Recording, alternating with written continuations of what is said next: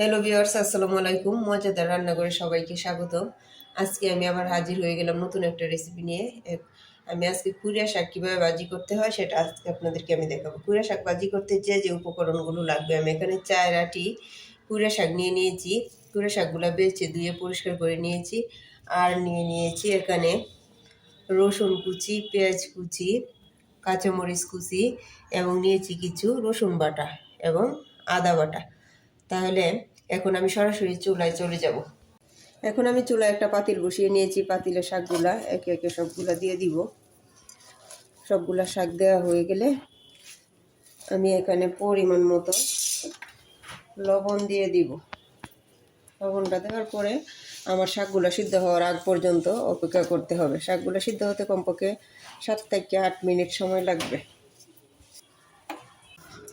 শাকটা যখন অর্ধেক সিদ্ধ হয়ে যাবে তখন আমি এখানে কিছু কাঁচামরিচ দিয়ে দিব এবং আদা বাটা দিব আর রসুন বাটা দিব, দিয়ে নেড়ে চেড়ে ভালো করে সিদ্ধ করে নিব।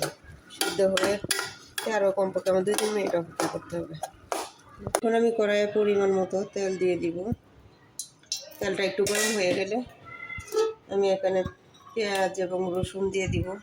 প্রথমে দিয়ে দেবো পেঁয়াজগুলো, পরে দিব রসুন করলাম।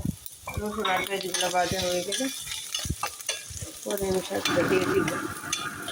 পেঁয়াজ রসুন বাদামি কালার হওয়ার আগ পর্যন্ত আমাকে এখানে অপেক্ষা করতে হবে 2 থেকে 3 মিনিটের মতো। শাকটা সিদ্ধ হওয়ার পরে ঠিক এরকম কালার আসছে।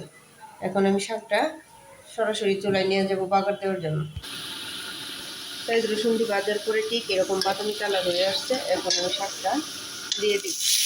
দেওয়ার পরে নেড়ে ছেড়ে 2-3 মিনিট নেড়ে ছেড়ে তারপরে শাকটাকে আমি নামিয়ে নিই।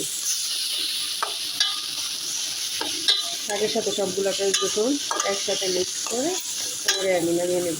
এই হয়ে গেল আমার কুইড়া শাক ভাজি। ভালো লাগলে এই ভিডিওটা আমার পেজে লাইক এবং ফলো সাবস্ক্রাইব করতে ভুলবেন না। আল্লাহ হাফেজ।